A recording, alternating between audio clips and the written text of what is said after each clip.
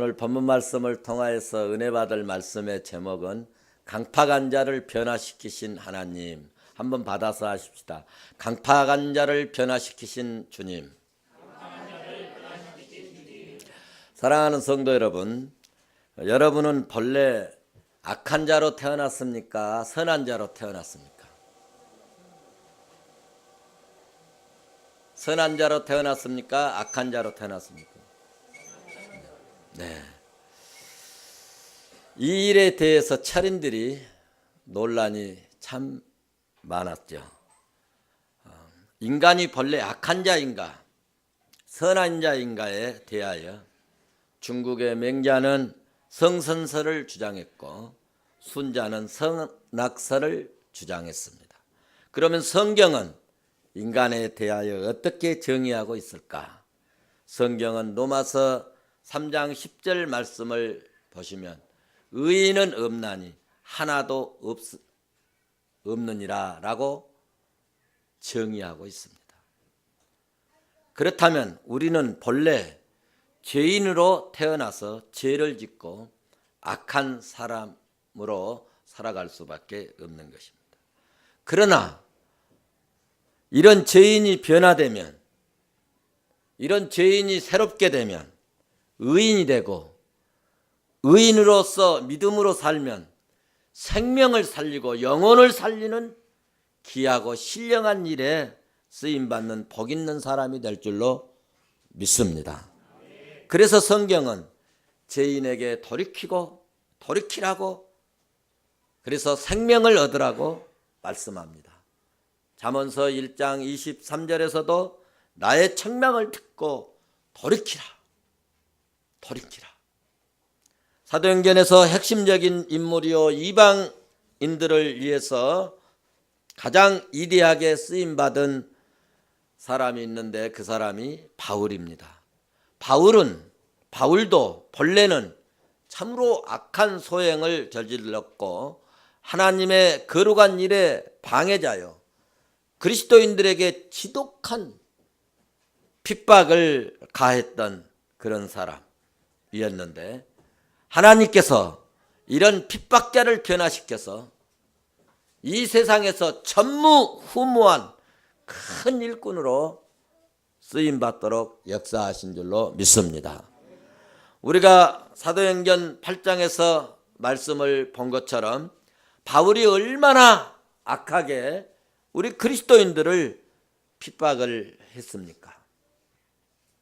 그런데 주님께서는 그렇게 강팍하고 악한 자를 주님 앞에 무릎을 꿇게 하고 사도행전 9장 20절에서는 예수가 하나님의 아들이라고 9장 22절에서는 예수를 그리스도라고 증언하는 그런 일이 발생해서 그리스도를 배척했던 유대인들을 아주 민망하고 당혹스럽게 만들어 버렸다고 사도행전은 우리에게 전하고 있습니다.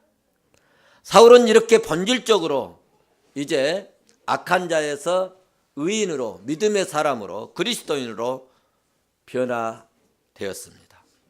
하나님은 변화된 자를 쓰십니다. 사울은 하나님의 사람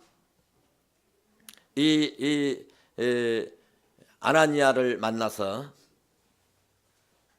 난생 처음으로 안수를 받았는데 그때 눈에 비늘 같은 것이 벗어지고 그 비늘 같은 것들이 안수받을 때 다 떨어지더니 보이지 않았던 눈이 밝아지게 되고 잃었던 시력을 되찾게 되어 회복되어서 세상을 보기 시작했습니다. 그때부터 음식을 먹고 그리고 성령께서 새 힘을 부어주셨습니다. 얼마나 감격스러웠겠습니까? 하나님의 은혜와 사랑을 얼마나 뜨겁게 느꼈겠습니까? 이제 사울이 전에 사울이 아닙니다. 완전히 변화를 받고 새롭게 되었습니다. 예수 핍박자가 예수 증거자가 되었습니다. 변화받은 사울은 즉시로 각각 해당에 다니면서 돌아다니면서 예수가 하나님의 아들이요, 예수가 그리스도라고 말하기 시작했습니다. 사울은 다메섹에서 예수님을 만났고 아나니아를 통해서 아나니아를 만나서 머리에 안수를 받고, 그리고 본문에 기록은 없지만 그 은혜와 성령의 강한 체험을 하고 아라비아로 들어가서 3년 동안 기도하고 영적 훈련을 받은 것을 갈라디아서 1장 16절 17절에서는 말씀하고 있습니다. 사랑하는 성도 여러분, 여기서 우리가 한 가지 기억해야 할 것은 누구든지 주의 일을 하려면 훈련을 받아야 합니다. 바울은 태창으로 50대에서 하나를 감암매를 5번이나 맞았고 살 소망이 끊어져 버리는 비참한 상황에까지 이르렀고, 강도의 위험과 그리고 도적의 위험과 그리고 자기 동족들의 죽임을 당하게 하려고 하는 그런 동족의 위험과, 그리고 도망 다니니까 또 피해 다니니까 배고픔의 위험과, 그리고 또 잡혀서 감옥 생활을 하는 이렇게 엄청난 고난을 받으면서 그는 한 번 난생에 처음 만났던 그 예수님의 음성을 듣고 이런 고난 속에서도 그는 사역을 감당하게 되었는데, 하나님께서 먼저 아라비아로 가서 바울을 훈련을 시키시고 바울의 그 인간적인 생각, 육신적인 생각, 철학적인 생각들을 다 빼내버리고 하나님의 생각으로, 신령한 생각으로, 영적인 생각으로 채워주신 줄로 믿습니다. 사랑하는 성도 여러분, 우리도 주의 일을 위해서 그러므로 훈련을 잘 받으면, 훈련을 잘 받는 그리스도인이 되었으면 좋겠습니다. 준비된 만큼 여러분 열매를 맺습니다. 변화된 만큼 축복의 열매를 맺습니다. 기도로 무장하고 믿음으로 무장하고 믿음으로 말씀으로 무장한 만큼 우리의 영적인 열매, 믿음의 열매, 성령의 열매는 맺히게 되는 줄로 믿습니다. 우리도 철저하게 그러므로 기도하고 기도로 무장하고 말씀으로 무장하고 믿음으로 무장해서 우리의 삶 속에서 열매 맺는, 축복의 열매를 맺는 그런 그리스도인이 되시기를 주의 이름으로 축원합니다. 우리가 또 한 가지 기억해야 할 것은 우리가 은혜를 받고 성령의 체험을 하고 성령에 충만하게 기도하고 일하는데 어려움을 당할 수도 있다. 은혜 받고 기도하고 성령 체험하고 그래서 일하는데도 어려움이 있다는 것입니다. 왜냐하면 성령만 역사하는 것이 아니라 이 땅에 있는 동안에는 사탄도 마귀도 동일하게 역사하기 때문입니다. 오늘 본문 말씀을 보시면 이런 경우를 잘 이해할 수 있습니다. 다 같이 본문 23절을 보시겠습니다. 다 같이 보십니다. 시작. 공모하더니 어떻습니까? 아니, 기도하고 은혜 받고 성령 체험하고 하나님이 역사하시고 주님이 이끌어 주시고 하늘의 역사를 힘입어서 일하러 가니까 길이 열리고 돕는 자들이 막 일어나고, 바울 오셨습니까? 사울 오셨습니까? 어서 오십시오 하고 그래야 될 텐데 가서 복음 전하고 주의 일하고 하나님의 나라의 이 귀한 일을 감당하려고 하는데 어떤 사람들이 있었다고요? 죽이기 위해서, 자신을 죽이기 위해서 공모하는 사람들만 나타났다는 것입니다. 유대인들이 사울을 죽이려고 공모를 했습니다. 어느 정도 했을까? 어느 정도 했을까? 24절 같이 봐봅니다. 시작. 밤낮으로 성문까지 지키거늘. 성 안에 다 지집니다. 그리고 혹시 도망갈까 봐 성문을 지키는데 24시간 밤낮으로 지켜버리는 거예요. 그러니까 도망도 못 가게 하고 뒤져서 이제는 바울을 죽여야 되겠다, 그런 이야기입니다. 사울이 기도하고 훈련받고 돌아왔을 때 죽이기로 결심한 사람들이 이렇게 기다리고 있었습니다.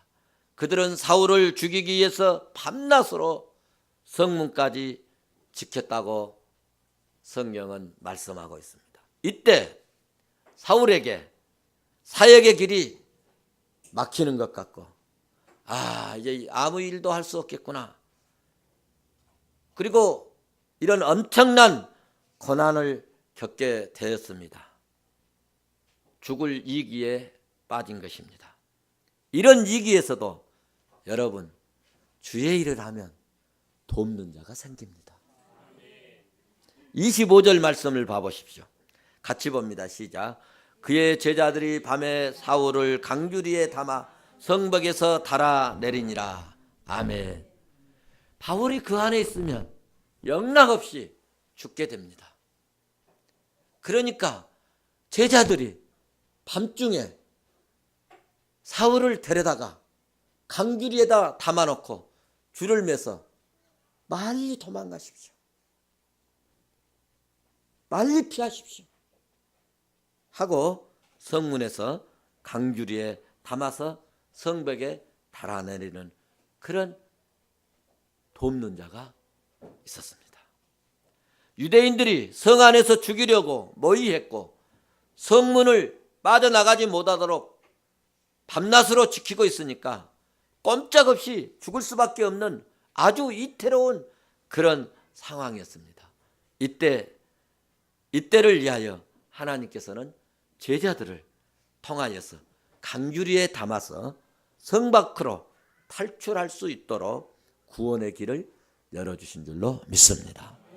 사랑하는 성도 여러분, 지금 우리도 주의 일을 위해서 하려고 기도하고 믿음으로 한다 할지라도 생각지도 못한 이런 바울과 같이 시험이 올 수도 있습니다. 전혀 예상할 수 없었던 어려움을 당할 수도 있습니다. 이럴 때 우리는 낙심하지 말 것은, 포기하지 말고, 또 우리가 정말 실망하지 말 것은 위에 계신 전능하신 하나님이 계시기 때문에 하나님을 바라보면 사방이 우겨싸움을 당하여도 반드시 여러분 살 길이 열리고 하나님께서 예비하신 축복의 길이 열릴 줄로 믿습니다. 그래서 시편 기자는 시편 3편 6절에서 말씀합니다. 천만인이 나를 둘러 진친다 할지라도 나는 두려워 아니하리로다. 할렐루야. 우리가 이 세상을 살아갈 때에 현실을 무시할 수는 없는 것입니다. 그렇다고 현실에 두려워하지 맙시다. 왜냐하면 하나님은 미리미리 우리를 계획하시고 우리를 위하여 예비하신 여호와 일의 하나님이시기 때문에 우리는 현실의 답답함이, 괴로움이, 막막한 일이 가로놓여도 두려워하지 아니하고 낙심하지 아니하고 믿음으로 나아가면 반드시 하나님께서 또 다른 길을, 또 다른 은혜의 길을, 또 다른 구원의 길을, 또 다른 축복의 길을 열어주실 줄로 믿습니다. 오늘 본문 말씀을 보면 사울은 사역 초기부터 상상을 초월할 수 없는 고난을 당했습니다. 그는 다메섹에서 있을 수 없어서 그토록 대단한 권세를 가지고 사마리아에 있던 유대인들을 다 쓸어버리려고 했지만은 그런 권세 있는 사람이 오늘 밤에 담을 넘어서 도망치는 그런 수모와 그런 고난을 당했습니다. 담 넘어서 겨우겨우 예루살렘으로 뛰어갔습니다. 또 하나의 고난이 거기 예루살렘에서 기다리고 있었습니다. 다메섹에서 고난은 예수 믿지 않는 헬라파 유대인들의 핍박이었다면 예루살렘에서의 고난은 예수 믿는 성도들에 의한 고난이었습니다. 다 같이 26절 말씀을 보시기를 바랍니다. 같이 봅니다. 시작. 사울이 예루살렘에 가서 제자들을 사귀고자 하나 두려워하여 그가 제자됨을 믿지 아니하니. 무슨 말씀입니까? 사울이 예수님 만났다고, 나도 예수님 믿는다고, 예수님이 하나님의 아들이라고, 예수가 그리스도라고 믿고 그렇게 증거한다는 것입니다. 그렇게 지금 말은 하지만 거기 예루살렘에 모인 사도들이, 성도들이 도무지 이 사울을 믿어주지 않습니다. 왜냐하면 자신도 예수 믿는다고 그렇게 해가지고, 예수 믿습니까? 아유, 감사합니다. 악수하고 교제하고, 그래요?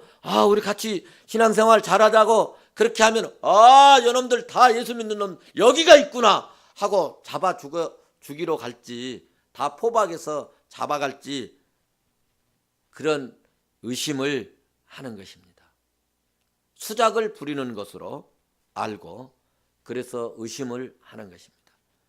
그런데 사울은 지금 사마리아에서 예수 안 믿는 이 헬라파 유대인들에게 지금 쫓겨왔습니다. 지금 도망왔는데 예루살렘에 있는 제자들이 예수 믿는 것 때문에 쫓겨왔으니까 환영해주고 감싸주고 안아줘야 되는데 거부하고 있습니다. 믿어주지 않습니다. 의심을 합니다. 그래서 사울은 예루살렘에서도 살기 힘들고 사마리아에도 갈 수 없고, 그래서 이런 때를 진퇴양난이라 말하죠. 그래서 이제 사울은 올 데 갈 데가 없는 것입니다. 그런데 이때 감사하게 굉장히 고마운 한 사람이 나타났습니다. 그 사람이 누구냐 하면 바로 바나바입니다. 누가 보내주셨을까요? 하나님이 보내주셨습니다. 다 같이 27절 말씀을 같이 보십니다. 시작. 바나바가 데리고 사도들에게 가서 그가 길에서 어떻게 주를 본 것과 주께서 그에게 말씀하신 일과 다메섹에서 그가 어떻게 예수 이름으로 담대히 말한 것을 말하니라. 아멘. 무슨 말씀입니까? 예루살렘에 있는 사도들이 바울을 믿지 않고 이제 그리스도인이라는 그런 인정을 해주지 않습니다.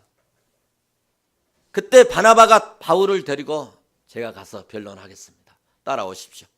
그리고 사울을 모시고 가십시다.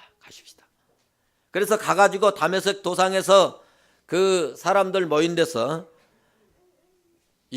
사울은 다메섹 도상에서 천상의 예수님을 만났습니다. 그리고 천상에서 예수님 만났고, 또 그때 어떤 상황이었고, 그리고 예수님께서 사울에게 말씀하셨던 그 내용을 다 얘기해 줬습니다. 그리고 다메섹에서 담대하게 그리스도인들을 죽이러 가다가 그 음성을 듣고 예수님을 만나고 예수는 그리스도라고 증거했다고 자초지정을 다 말을 해 주었습니다. 사울에게 있어서는 바나바는 참으로 고마운 사람이었습니다. 모두가 거리를 두고 모두가 사울을 의심을 하고, 그리고 멀찍이서 저 사람이 어떻게 취하는가, 혹시 우리를 고발하고 우리를 포박하고 혹시 간원들을 데려다가 우리를 잡아가지 않는가 하고 멀찍이 지금 간망을 하고 있는 그런 상황에서 바나바가 사울을 변호해주고 사울을 이제 이어서 그 성도들과 함께 화해하게 하고 서로 돕고 서로 협력하고 서로 사랑하도록 화해자 역할을 이렇게 잘 해 주었습니다. 그래서 사울이 드디어 이방 사도의 이 직을 감당할 수 있는 여러분 길이 열린 것입니다. 그러니 바나바가 얼마나 고마운 사람입니까? 우리 시대에 사울 같은 사람도 필요하지만 바나바 같은 사람이 더 필요할지 모릅니다. 우리 교회도 바나바 같은 제자들이 많이 있어서 저는 정말 행복합니다. 어디서 누구를 만나든지 혹시 교회 일, 혹시 우리 말씀을 나누다 보면 저를 많이 소개를 하고 저를 높여주고 그래서 제가 더 존경받는 그런 경우가 참 많이 있습니다. 가끔 대화를 하다 보면 누구는 목사님을 신처럼 받으십니다. 또 엊그제도 요양원에 무슨 일이 있어서 제가 가서 좀 도와주러 갔는데 그 직원들이 쫙 나와가지고 목사님, 누구는 목사님 PR 부장입니까? 막 그런 얘기를 해요. 그래서 내 비서지요, 영적 비서지요. 제가 웃고 그렇게 이야기하였습니다. 저는 바나바를 참으로 좋아합니다. 바나바는 성령이 충만하고 바나바는 말씀에 순종하고 사역자의 길을 열어주는 참으로 따뜻하고 신실한 제자입니다. 사랑하는 성도 여러분, 우리가 믿음으로 살고 사명 따라 살려고 하면 하나님께서 나에게 꼭 필요한 사람 보내주시고 좋은 사람 만나게 하시고 돕는 자를 붙여주신 줄로 믿습니다. 하나님의 일꾼으로 사명 감당하셔서 매사에 여러분 생활 속에서도 이런 바나바 같은 좋은 사람, 축복의 사람, 협력해 주는 사람, 돕는 사람 만날 수 있기를 주의 이름으로 축원합니다. 말씀을 맺겠습니다. 하나님의 일을 감당하기 위해서는 사울처럼 여러분 영적인 훈련이 필요합니다. 사명의 훈련, 이 순종의 훈련이 우리에게 꼭 필요합니다. 영적인 훈련 없이 영적인 일을 어떻게 감당할 수 있겠습니까? 요즘 한국의 안타까운 것은 이 군소교단 이런 신학교에서 한 1년 혹은 2년 혹은 3년 공부시켜가지고 막 목사 안수를 줘버려요. 그러니까 제대로 배운 것이 없으니까 나중에 할 말이 없으면 속에 든 것이 있어야지. 신학에 든 것이 있어야지. 정립된 것이 있어야지. 그러니까 할 말 없으니까 은사 받으라고, 방언하라고, 자기도 알아듣지 못하는 방언을 예언 받으라고. 그래서 한국 교인들을 영적 우둔화로 만들어버려요.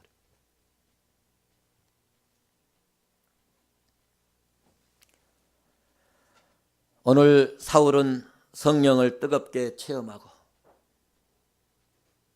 아라비아로 가서 3년 동안 기도하고 훈련을 받았습니다. 사울은 은혜 받고 성령 체험했다고 날뛰지 않았습니다. 우리도 은혜 받고 성령을 체험했다면 겸손하게 훈련을 받을 수 있기를 바랍니다. 기도하고 순종의 훈련 중에서 제일 좋은 훈련은 나의 성품을 변화시키는 것입니다. 훈련에서 제일 좋은 훈련은 나의 성품을 변화시키는 것입니다. 성품이 변하면 여러분 인격이 변합니다. 하나님은 변화된 사람을 쓰십니다. 모세도 변화시켜서 쓰셨습니다. 야곱도 변화시킨 다음에 하늘의 축복을 주신 것입니다. 사울도 하나님께서 변화시키셔서 위대한 사도 바울로, 위대한 바울 사도가 되게 하신 줄로 믿습니다. 사랑하는 성도 여러분, 우리도 변합시다. 나도 변합시다. 우리 옆 사람 보면서 한번 우리 변합시다. 말씀으로 변합시다. 할렐루야. 나는 변화 안 되고 제자들에게만, 다른 사람에게만, 자녀들에게만 변화되라고 하면 되겠습니까? 우리 자신이 변화될 수 있기를 주의 이름으로 축원합니다. 세상적이고 인간적이고 물질적인 내가 변하여 거룩한 일에 신경을 쓰고 신령한 일에 관심을 갖고 주의 일에 쓰임받는 그런 복된 종들이 되시기를 주의 이름으로 축원합니다. 축원합니다.